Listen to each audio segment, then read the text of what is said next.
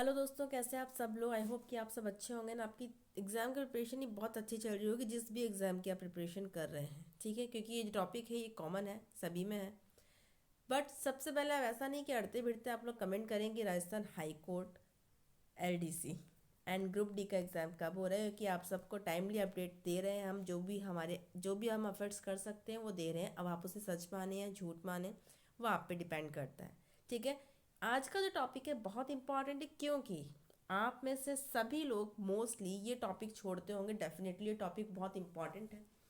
ठीक है, क्योंकि आपको पता है, जैसे अगर पर्टिकुलरली ग्रुप डी और एलडीसी की बात करें तो सेलेक्टेड ही टॉपिक्स इनके अंदर हैं इंग्लिश के। तो ठीक है, इंग्लिश में हम इतना ज़्यादा ध्यान हम इसलिए नहीं देते क्योंकि कुछ टॉपिक्स हमें ऐसा लगता है कि यार इनका तो कोई अंत ही नहीं है, कितना पढ़ें। और ज़रूरी नहीं है कि जो पढ़ेंगे वो एग्ज़ाम में आ जाए। ठीक है, तो हम टॉपिक ही छोड़ देते हैं। तो वही चीज़ जो है आपकी ये प्रॉब्लम में सॉर्ट आउट कर रही है, क्योंकि सबसे पहले मैं आपको शुरुआत करवाऊंगी प्रीवियस ईयर जो क्वेश्चन हैं। ठीक है, और वो भी प्रीवियस 10 ईयर्स के।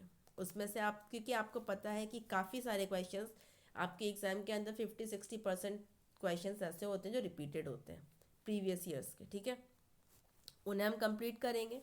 उन्हें कंप्लीट करने में आपके काफ़ी सारे हो जाएंगे, तो आप ये मान लीजिए कि 60-70% तो आपका एग्ज़ाम का उस पर्टिकुलर टॉपिक का कवर हो जाएगा। ठीक है, तो ये बहुत इंपॉर्टेंट चीज़ है। और जो आपको दिख रहा है अभी स्क्रीन पे, इसी तरह का पीडीएफ भी मैं आपको प्रोवाइड करूँगी और ऐसे ही चुटकियों में आपका सिलेबस कंप्लीट मैं करवा दूँगी।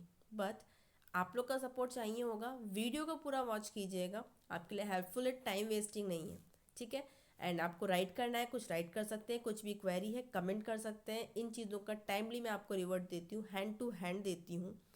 ठीक है, तो चलिए स्टार्ट करते हैं। आज का जो टॉपिक है ये है अपना वन वर्ड सब्स्टिट्यूशन, यानी कि वाक्यांश के लिए एक शब्द जिसको कि आप छोड़ देते हैं। ये गलती मत कीजिएगा। इसी प्रॉब्लम का सोल्यूशन मैं आपके लिए लेके आई हूँ। तो चलिए स्टार्ट करते हैं, ज़्यादा टाइम वेस्ट नहीं करते हैं, 2 मिनट ऑलरेडी हो गया है। देखिए, फर्स्ट है ह्यूज एंड स्प्लेंडेड। थोड़ी सी मेरी वॉइस ऐसी थोड़ी सी कह सकते हैं कौवे जैसी हो रही है। थोड़ी मेरी है भी ऐसी वॉइस, अभी थोड़ा सा थ्रॉट भी, मेरे को थ्रॉट इन्फेक्शन था, तो थोड़ा सा उसका भी इशू है। ह्यूज एंड स्प्लेंडेड, ह्यूज का मतलब होता है विशाल, स्प्लेंडेड का मतलब शानदार, उत्कृष्ट, उम्दा। ठीक है, तो अब इससे मिलता जुलता अपने को ढूंढना है। सारे ऑप्शंस आपके पास हैं, मैं इसको थोड़ा सा नाउ इट्स परफेक्ट। अब चलिए, तो देख लीजिएगा इस कितनी मेहनत की, क्योंकि पहले जो मैं वीडियोस बनाती थी इंग्लिश के, तो मेरा तरीका तो हमेशा से यही रहा है टीच करने का। बट मैं हैंड रिटन नोट्स पे बनाती थी, और हैंड रिटन में क्या, मेरी कर्सिव है। फॉर एग्जांपल अगर मैं ह्यूज़ लिखूंगी तो मैं ऐसा लिखूंगी। तो वो आप ज़्यादातर स्टूडेंट्स की एक प्रॉब्लम आती थी कि मैम आपकी हैंड राइटिंग नहीं समझ आ रही है। तो मैंने वो प्रॉब्लम भी सॉर्ट आउट कर दी, टाइप किया है मैंने पूरा, और आपकी कन्वीनियंस के लिए मैंने सामने इनकी मीनिंग भी दिया है। अब देखिए, क्रीड्स जो है, क्रीड्स का मतलब होता है पंथ। हम कास्ट एंड क्रीड की बात करते हैं ना, पंथ, समुदाय और जाति, तो वही पंथ है। रो का मतलब पंक्ति, जो कि ऐसे होती हैं, ये वाली नहीं, ये कॉलम होते हैं, ये वाली आपकी रो होती है। ठीक है, नेक्स्ट ग्रैंड, ग्रैंड आप जानते हैं विशाल, और स्विंगिंग का मतलब होता है झूला। क्या होता है? झूला। ऑप्शंस आपको सारे मैंने क्लियर कर दिए, क्वेश्चन आपको समझा दिया। आप खुद इतने इंटेलिजेंट हैं यार, आप सबको पता लग गया कि इसका आंसर है ग्रैंड। यहाँ गलती कहाँ होती है? स्प्लेंडेड का मीनिंग नहीं समझ आता। ह्यूज का मीनिंग तो मोस्टली सबको पता होगा। ठीक है, किसी को अगर स्विंगिंग नहीं पता होता तो वो इसमें कंफ्यूज होकर इसको टिक कर देता कि भाई ये भी टफ है, ये भी टफ है, तो चलो मैच कर लो। ऐसी मैच मैकिंग नहीं चलती बच्चों, ये तो शादी में चल जाती है। कुंडलियाँ मिला दी और करा दी शादी, वो यहाँ नहीं चलेगा। क्योंकि जो अजीनस बोर्ड है वो बहुत ज़्यादा उम्दा तरीके से पेपर बना रहा है आजकल, आउट ऑफ सिलेबस भी दे रहा है वो। बट आपके यहाँ अभी हाई कोर्ट की बात चल रही है, टॉपिक से इधर थोड़ा गड़बड़ हो गया मामला। चलिए सेकंड देखते हैं। An event for public entertainment and trade. ऐसा कोई इवेंट, ऐसा कोई कार्यक्रम जो कि पब्लिक लोगों के एंटरटेनमेंट के लिए और ट्रेड भी हो, जिसमें दोनों चीज़ें हो। अब बहुत तरीके से देखना है। देखो, शॉप जो है उसमें सिर्फ ट्रेड हो रहा है, यहाँ पे एंटरटेनमेंट नहीं हो रहा है। क्यों नहीं हो रहा है? क्योंकि ऐसा थोड़ी है आपको फ्री में बोल रहा है कि आओ जी और ले जाओ जी। ठीक है, एंटरटेनमेंट तो तब होना जब शॉप वाला हमें फ्री में देगा, फुल एंटरटेनमेंट होगा हमारा। पर ऐसा कोई भी नहीं देता, तो ये ऑप्शन तो पहले ही कट हो गया। Next is toys. टॉय आप जानते हैं, टॉय का मतलब क्या होता है? आपके खिलौने। ठीक है, तो खिलौने तो आप जानते हो बच्चों के खेलने की चीज़ है, तो ट्रेड अलग चीज़ हो गई, एंटरटेनमेंट अलग चीज़ हो गई। फिर आपका आ गया मेला। मेला आप जानते ही हैं, मेले हर तरह के मेले लगते हैं, बुक फेयर लगता है आपका, क्लोथ्स के फेयर होते हैं, ज्वेलरी का होता है, बहुत तरह के फेयर होते हैं आपके, ठीक है। एंड मैरी को राउंड एक तरह का झूला है जिसमें कि बैठते हैं, वो राउंड घूमता है, स्पीड पकड़ लेता है, उसमें एनिमल्स बने होते हैं, इस टाइप का होता है। जनरली ये मैंने तो कोटा में देखा था, कोटा में चंबल गार्डन जो है वहाँ पे इस तरह का मैरी को राउंड मैंने लाइफ में देखा था। इससे ज़्यादा मैं कहीं ज़्यादा गई बाहर गई नहीं हूँ, मैरी को राउंड मैंने और कहीं देखा नहीं है। तो इसका आंसर ये कट हो गया, ये कट हो गया। मैरी को राउंड एंटरटेनमेंट तो है but this is not an event, event नहीं है। आपको हर एक चीज़ का ध्यान रखना है, तो इवेंट से फेयर है और इसका करेक्ट आंसर है आपका C. This is the correct answer. Okay, चलिए नेक्स्ट क्वेश्चन पे चलते हैं। वैसे मेरा टारगेट 15 क्वेश्चंस का था बट आज फर्स्ट क्लास थी और मैं बहुत ज़्यादा लंबा वीडियो नहीं बनाऊंगी जिससे कि आप बोर हो जाए, ऐसा कुछ भी नहीं करने वाली हूँ मैं। चलिए नेक्स्ट क्वेश्चन पे चलते हैं। Converting waste into reusable material. जो वेस्ट है आपका उसको रीयूजेबल मटेरियल में, मतलब कि ऐसा मटेरियल जिसको कि हम रीयूज़ कर सकते हैं, फिर से यूज़ कर सकते हैं, ऐसे मटेरियल में कन्वर्ट करना, उसे क्या कहेंगे? उसके लिए एक शब्द, गार्बेज तो कचरा हो गया, कचरे को आप यूज़ थोड़ी करोगे भाई, कन्वर्ट करके रियूजेबल बनाया तो कचरा थोड़ी बनाओगे वापस, ठीक है। ये ऑप्शन कट हो गया। रिसाइकलिंग का मतलब क्या होता है? रिसाइकलिंग मतलब कि कोई चीज़ थी, जो चीज़ थी उसमें आगे आपने कोई प्रोसेस किया, फिर कुछ नया बना, फिर आपने कुछ प्रोसेस किया, फिर कुछ नया बना, फिर कुछ प्रोसेस किया, नया बना, तो ये एक साइकिल कंप्लीट होता है, ठीक है। मैं आपको ये पूरा मीनिंग इसका इसलिए नहीं बता रही है कि मेरे को चारों में मैं चाहती हूँ कि आप लोग भी समझें और अपने आप भी मन में डिसाइड करें कौन सा करेक्ट आंसर हो सकता है। मैनेजिंग वेस्ट, वेस्ट को मैनेज करना। अब वेस्ट को किस तरह से मैनेज करोगे? संभाल के तो नहीं रखोगे ना अलमीरा में या बैंक में लॉकर्स में डालेंगे, वो भी नहीं हो सकता। ब्रीडिंग का मतलब होता है प्रजनन। अब प्रजनन तो जब कोई ह्यूमन बीइंग या फिर कोई लिविंग हो, जैसे कि हैन हो गई आपकी या कुछ भी है, उसकी ब्रीडिंग करा सकते हो ना। बीज हो गई मतलब मधुमक्खी, उनकी ब्रीडिंग। कचरे की ब्रीडिंग थोड़ी होती है यार, कचरे का कैसे प्रजनन, कचरे का कौन सा बच्चा होने वाला है भाई, ठीक है।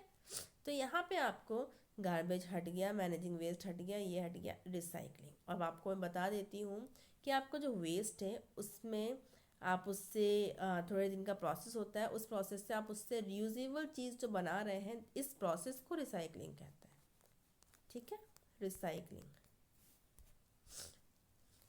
चलिए नेक्स्ट पे चलते हैं। थोड़ा सा कोल्ड है, आई एम सॉरी, ये बैकग्राउंड म्यूजिक जो आपको डिस्टर्ब हो रहा है जिससे आप, उसके लिए आई एम एक्सट्रीमली सॉरी। चलिए फोर्थ क्वेश्चन पे चलते हैं। आप लोग भी रीड कर लिया करो यार कभी कभी। जो लीव अ प्लेस सडनली और सीक्रेटली, किसी भी, लीव मतलब छोड़ना, किसी भी प्लेस यानी कि जगह को सडनली अचानक या फिर सीक्रेटली चुपचाप छोड़ना। सीक्रेटली मतलब चुपचाप और सडनली मतलब अचानक छोड़ देना, ठीक है। अब देखिए इसका क्या करेक्ट आंसर होगा। स्कैर्स का मतलब होता है अपर्याप्त या कमी किसी चीज़ की, कोई मैचिंग ही नहीं हो रही।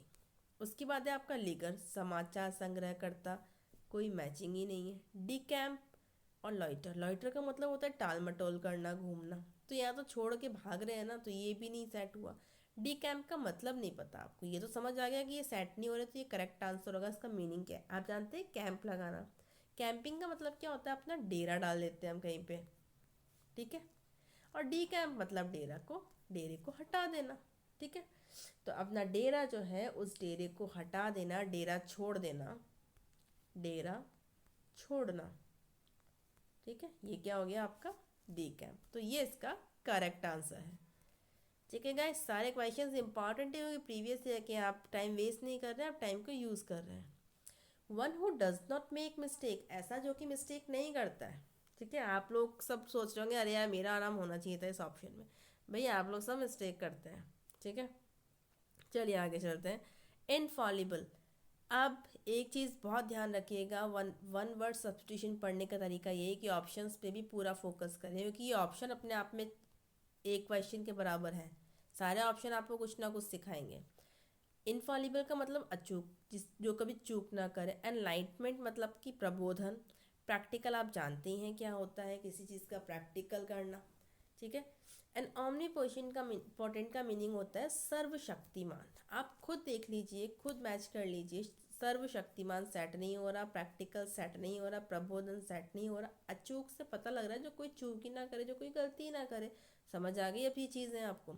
अगर कुछ भी ऐसा आए कि सबसे ज़्यादा शक्तिमान कौन है, ओमनी पोटेंट। अब इस ओमनी पोटेंट जो है इसमें आपके ऑप्शंस ऐसे ही आएंगे सारे, ओमनी प्रेजेंट, ओमनी साइंट, तो इस तरह के आएंगे। तो कन्फ्यूजन यहाँ क्रिएट होता है। तो इन चीज़ों को लर्न करते जाइए हैंड टू हैंड, इसीलिए मैंने यहाँ लिखा है, पागल थोड़ी हूँ मैं, ठीक है। आप लोग को लग रहा हो सकता है आप लोग मन में बोल रहे हो कि पागल है, बट कहने से कुछ नहीं होता है। मैं सिर्फ इतना चाह रही हूँ कि आप लोग एक एंटरटेनिंग वे में इंपॉर्टेंट चीज़ें सीखें। इसके अंदर मैंने नहीं लिखा, ये भी इंपॉर्टेंट है, इसको नेक्स्ट क्लास में मैं फिर से रिपीट कर दूंगी। देखिए, plea that a person charged with a crime. Plea मतलब कि दलील, किसी पर्सन की दलील की, किसी पर्सन के ऊपर जो चार्ज लगा है ना किसी क्राइम का, ठीक है, वॉज एल्सवेयर, जिस टाइम पे, ये देखिए क्या लिखा है, व्हेन इट वॉज कमिंग, जिस टाइम पे कमिटेड, कमिटेड मतलब जिस टाइम पे क्राइम हुआ है उस टाइम पे वो पर्सन वहाँ नहीं था, ठीक है, उस क्राइम वाली जगह पे वो नहीं था, ऐसी वो दलील दे रहा है। इसे क्या कहते हैं, देखिए इसे ये कहते हैं, ऑप्शन देखिए, ऑप्शन सारे इंपॉर्टेंट है, बिल्कुल फोकस करके रखिए चील की निगाह की तरह, ठीक है। एलिमनी मतलब वो अमाउंट, वो पैसे जो कि डाइवोर्स होने के बाद में एक हस्बैंड जो है वो अपनी वाइफ को देगा। कौन देगा? हस्बैंड देगा अपनी वाइफ को, क्योंकि वाइफ अपने हस्बैंड को देगी ऐसा तो अपने इंडिया में है ही नहीं। लूटो हस्बैंड को, ठीक है। अब ये है, इसे अली भी नहीं बोलेंगे, इसे अलाबाई, ठीक है। अलाबाई जो है, तो अलाबाई में आपका इसका मतलब ये होता है कि अन्यत्र उपस्थित, ठीक है। अब ये चीज़ तो आपको समझ आ रही होगी, हिंदी में अपन सब विशेषज्ञ हैं। अन्यत्र उपस्थित, इसका प्लीज़ लिख लीजिएगा गाइस, पीडीएफ में आपको मिलेगा। एमनेस्टी का मीनिंग आपका ये हो जाता है कि आम माफ़ी, आम माफ़ी, ठीक है। और अनार्किस्ट जो होता है इसका मीनिंग होता है अराजकतावादी, अराजकतावादी, दिस इज अराजकतावादी। इसके अंदर आप समझ गए होंगे कि आपका करेक्ट आंसर क्या है। इसके अंदर आपका करेक्ट आंसर है अलाबाई, क्योंकि इसका मतलब है अन्यत्र उपस्थित, वो कहीं और उपस्थित है। एमनेस्टी बैठा नहीं, ये भी नहीं सेट हुआ, ये भी सेट नहीं हुआ, पर आपने इस एक क्वेश्चन के अंदर 3 और क्वेश्चंस भी लर्न कर लिए हैं, ठीक है।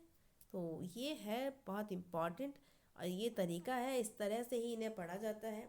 वैसे मेरा टारगेट 15 क्वेश्चंस का था, बट अभी मैंने सिर्फ 6 ही किए हैं। अपना इंटरेस्ट मुझे प्लीज़ बताइए, और इससे बेटर क्लासेस मैं आपको आगे प्रोवाइड कराऊंगी। आपकी जो इंग्लिश है चुटकियों में मैं करवा दूंगी, ठीक है। इसके साथ में फिर हम आपकी एफिशिएंसी क्लास का भी अपन रखेंगे, टाइपिंग का भी रखेंगे, बट प्लीज़ आप लोग के कमेंट्स चाहिए पॉजिटिव, ठीक है। हेल्पफुल डेफिनेटली है वीडियो, आप कंपेयर कर लीजिए किसी भी अदर वीडियो से, तो एक लाइक ज़रूर बनता है। वीडियो हेल्पफुल लगता है तो प्लीज़ शेयर ज़रूर कीजिएगा। थैंक यू, मिलते हैं नेक्स्ट वीडियो में।